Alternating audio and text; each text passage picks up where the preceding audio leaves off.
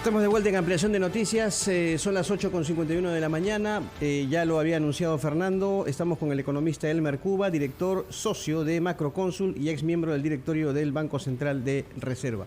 ¿Cómo está, doctor Elmer Cuba? Muy buenos días, gracias por atender. Hola, buenos días, ¿cómo está en su programa?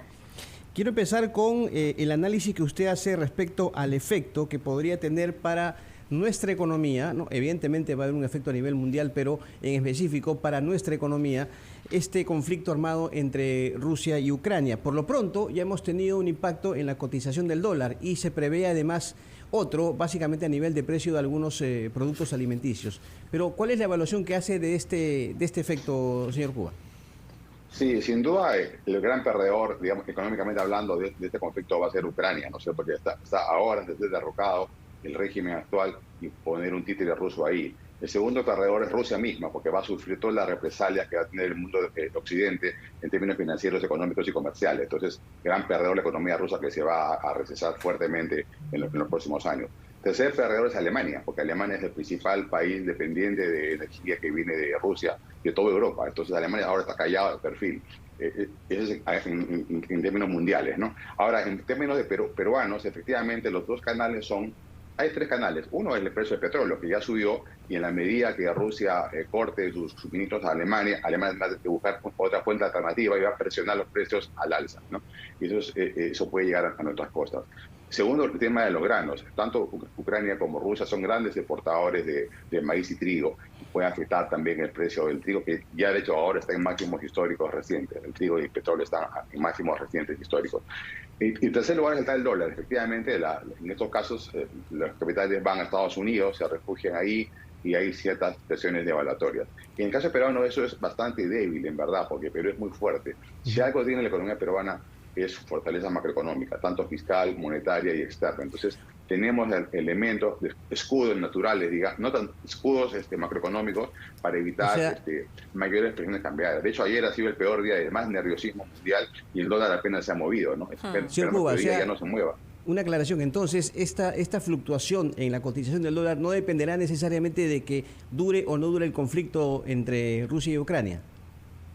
Sí, que dure o no dure es importante, pero todo hace ver que no va a durar mucho, porque Occidente está dejando caer a Ucrania y es cosa de horas que tomen el poder, entonces no va a ser muy duradero.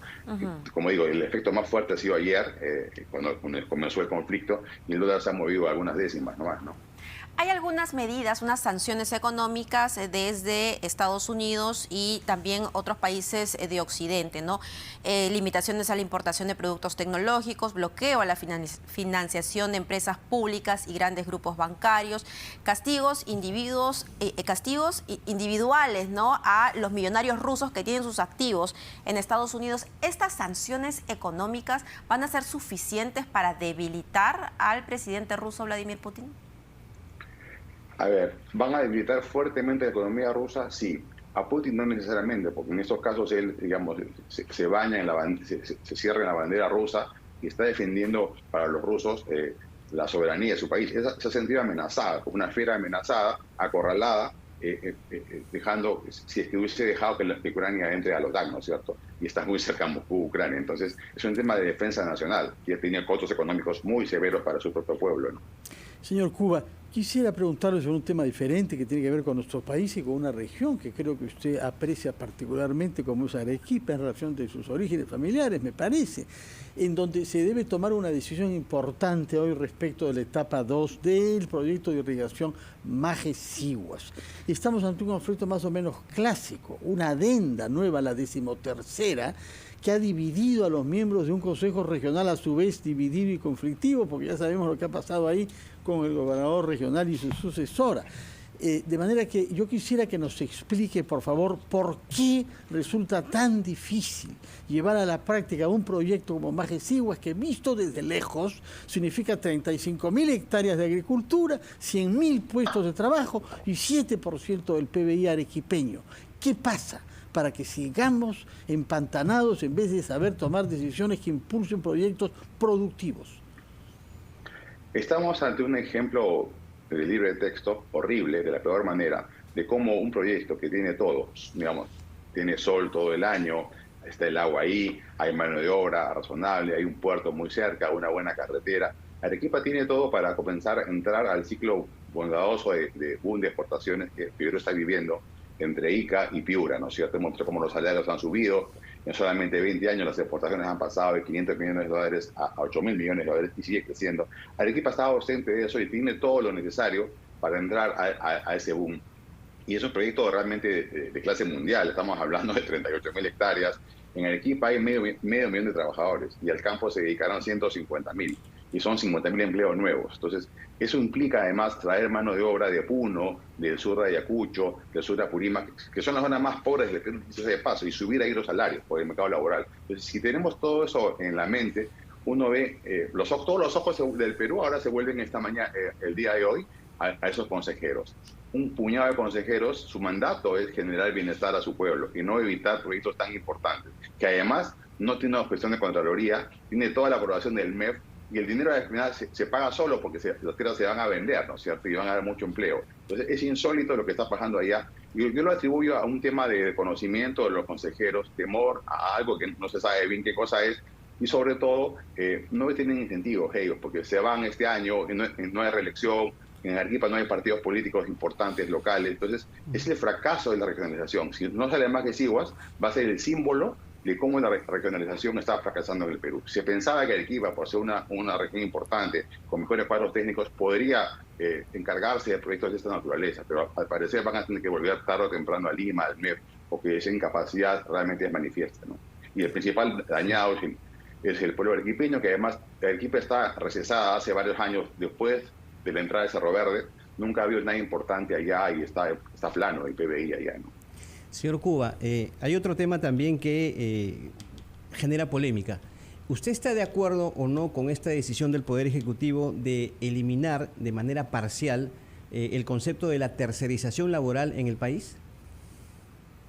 No, de ninguna manera. La tercerización es clave para la competitividad, ¿no es cierto?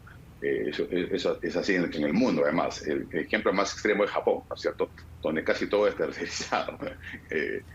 Entonces, estamos yendo en contra de la historia y ese ministerio, en verdad, está destruyendo su nombre. Su nombre es Ministerio de Trabajo y Promoción del Empleo. Están destruyendo el empleo formal, ¿no? El mismo Ministerio de Economía y Finanzas observó este decreto supremo antes de que sea publicado. Aún así se ha publicado con el desconocimiento del primer ministro, porque ayer fue interrogado por eso y él dijo, bueno, todavía se puede modificar porque no ha sido publicado, pero ha sido publicado ayer en El Peruano. ¿Cuáles son esos puntos principales que el MEF ha observado y cuáles van a ser las consecuencias de ello en el empleo de los peruanos? Regresamos con su respuesta tras escuchar el gran resumen de la hora. Son las 9:04 de la mañana, estamos conversando con el economista Elmer Cuba y Mabel Huertas había dejado plantear una pregunta en relación a la tercerización. Yo quisiera que nos explique, tenemos casos cercanos en México y Ecuador en que se han aprobado leyes inspiradas por las mismas motivaciones, seguramente bien intencionadas, pero que se han traducido en una pérdida de empleo formal. Y eso aparentemente es lo que menos necesitamos en las actuales circunstancias. ¿Qué justificación hay por parte del Ministerio de Trabajo que ha promovido esta ley, pese a la opinión adversa del Ministerio de Economía y Finanzas? Sí, en principio es verdad que hay unas empresas que pueden estar abusando de la ley y faltando a la norma, ¿no? Y la solución para ese problema que es real es una fin, es mayor fiscalización y no eliminar la industria, no cercarla. El típico problema de incapacidad del Estado. Por ejemplo, cuando hay gobiernos regionales corruptos, la solución fue prohibir la reelección. O si vemos que hay asaltos en moto, prohibimos que la gente vaya en moto. Entonces, ante la incapacidad de luchar con herramientas, digamos, de fiscalización, prohibimos una actividad, ¿no es cierto? Eso exactamente está pasando en este caso, y uno podría citar muchos ejemplos en el caso peruano, internacional también en países emergentes, donde esos estados fracasan y la norma que dan es peor, porque ya eliminan a todo. Es como una medicina que te mata también los bichos buenos, ¿no? Y te hace daño al final. En ese caso, lo correcto sería usarse una ANFIL para evitar ciertos abusos de tercerización que podría estar habiendo y no eliminar el concepto y restringirlo para provocar justamente severos despidos, ¿no? Porque hoy día la economía moderna requiere mucho de tercerización. Por ejemplo, si tu negocio es hacer tortas, no, tú mismo no vas a fabricar el trigo o tú mismo no vas a dejar la torta en la puerta del comprador, ¿no es cierto? Tienes que tercerizar el transporte, la seguridad, la limpieza, temas tecnológicos. Entonces, eso que Perú está funcionando relativamente bien, se está complicando, ¿no? Es realmente un retroceso en la forma como hacen los negocios en el mundo, ¿no? Pero, por ejemplo, una medida de esta naturaleza, doctor Cuba, ¿a cuántos trabajadores, básicamente formales, podría afectar? Se habla de cerca de 100.000 trabajadores que podrían ser afectados porque están trabajando hoy día en empresas formales y como se está cambiando el concepto de lo que es el core del negocio, podrías tú prescindir de sus servicios, ¿no? Ahora, ¿qué cosa es el core del negocio? Por ejemplo, a ver, tenemos el caso de alguien que produce galletas. ¿Cuál es el core del negocio? Juntar los elementos para hacer la galleta. ¿Qué cosa implica? La autoridad del trabajo te puede discutir, no, para mí también es seguridad, porque te pueden robar la galleta. Entonces, ese es el problema. Le está dando mucha discrecionalidad a la autoridad y ante ese problema judicial y legal, las empresas restringen mejor la contratación. Pero no solamente está pasando eso en el Ministerio de Trabajo, lo advierte en su editorial el diario Gestión Hoy. Además está discutiendo, se va a presentar en los próximos días, entiendo, la propuesta del aumento de la remuneración mínima vital, pero sin la participación de este Consejo Nacional de Trabajo, ¿no? No hay una apreciación técnica al respecto. Además, está planteando que los montos por indemnización por despido arbitrario cambien, ¿no? Que ya no haya ni siquiera un tope de 12 sueldos, sino que no tenga tope y que de un salario y medio pues se pase a 3 salarios, ¿no? Por este concepto de despido arbitrario. Se entiende la voluntad, ¿no? Porque uno no puede pensar que esto lo hacen en contra del trabajador, pero ¿cómo es que esto afecta o qué asesoría se necesitaría o cuán importante es aquí la presencia del MEF para evitar que esto afecte a las empresas, ya sean las grandes o también, sobre todo, las medianas y pequeñas? Sí, yo no discuto las buenas intenciones, ¿no? Con buenas intenciones también tú puedes pensar que con ivermectina estás invisto con el COVID, ¿no es cierto? Las buenas intenciones no bastan. Así es. Tú no puedes pensar en que voy a proteger a los trabajadores, pero en el fondo lo que estás haciendo es desprotegiendo a miles de trabajadores que están en el mundo informal, que los estás alejando, estás haciendo una muralla china para alejarlos de la formalidad. Hoy día había cierta migración entre la informalidad y la formalidad, pero estás tapeando esa puerta, estás encareciendo severamente el empleo formal. Lo que está haciendo con esas 3 medidas, el salario mínimo, el tema de la service y el tema del despido arbitrario. Del despido arbitrario, es un severo retroceso en los avances que ha habido en el Perú para formalizar, ¿no? Estás realmente contra la historia y contra el futuro. Es lamentable, eso es muy lamentable, y sobre todo fuera de Lima, porque más que bien Lima es la parte más moderna del Perú, hay mucha más formalidad, pero fuera de Lima la informalidad es del 80%, y de esos 2 trabajadores que son formales fuera de Lima, uno es sector público, solamente un 10%, uno de cada 10 son empleados formales, y con esta medida vas a seguir aumentando esa brecha, ¿no? Es insólito lo que está pasando, pensando que estamos pues que todas las grandes corporaciones estamos en Silicon Valley, ¿no? Otro tema mayor que afecta a nuestra economía es el déficit de infraestructura. Lo vemos en todos los sectores.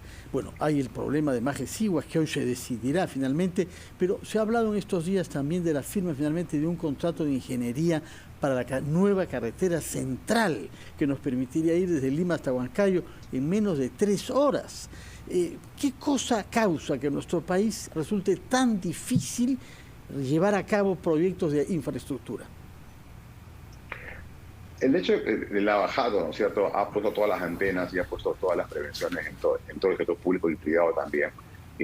Contraloría también, a veces con sus intervenciones un poco discutibles, ha puesto un medio mayúsculo en los trabajadores que sí quieren ir hacia adelante. Entonces, más fácil es no firmar, ahí no tienes problemas en el futuro y nadie te acusa por no firmar, digamos, ¿no? Y por firmar te puede correr ciertos riesgos en muchos casos. Ese miedo, y ahora es mayúsculo porque ha habido un cambio muy importante en los ministerios de obras públicas en el Perú, que está haciendo que haya mucho más veo en funcionarios de tercer nivel para firmar algo ante cambios en el ministro, en el viceministro o en el director general, ¿no? Hay un deterioro muy severo en la parte institucional peruana del Estado en estos 6 meses o 7 meses.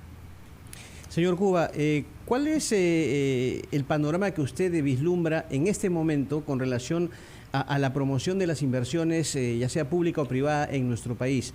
Las cifras que se esperaban para este año no son tan auspiciosas que digamos, pero ¿usted cree que en este momento el gobierno está dando mensajes óptimos y apropiados para que justamente los inversionistas, ya sean nacionales o extranjeros, confíen en el país? Ciertamente no, ciertamente no. Estas normas laborales, por ejemplo, son malignas, en verdad. Alguien que pensaba llegar a Perú, poner una empresa nueva, contratar a jóvenes, tener más flexibilidad, va a pensarlo 2 veces, porque imagínate que le vaya mal en un primer año, ¿no? Y quiera despedir a la gente. Ahora va a tener que gastar no 1.5 sueldos por año, sino 3 sueldos por año. Tiene que guardar caja en el caso de le vaya mal, y la pérdida es mayúscula, ¿no es cierto? Y puede no poder cerrar. Y también se habla de mínimo 3 años para poder, si pierdo dinero, tengo que esperar 3 años para recién despedir a las personas, ¿no? En verdad, el que le paga al trabajador no es el empleador, eso es mentira. El que le paga al trabajador es el consumidor, ¿no? El consumidor final, el público que consume un producto, ese es el que le paga al trabajador. La empresa solamente es un intermediario, ¿eh? Parece que como que le paga, pero ese dinero que sirve para pagar el sueldo no es del accionista, es del comprador. Entonces, si uno le va mal en un negocio, hay una pérdida fuerte patrimonial del accionista, y eso hace que la inversión privada se retraiga. Entonces, al final, ese mensaje laboral es uno de los peores que ha habido para orientar la inversión formal en el país, ¿no?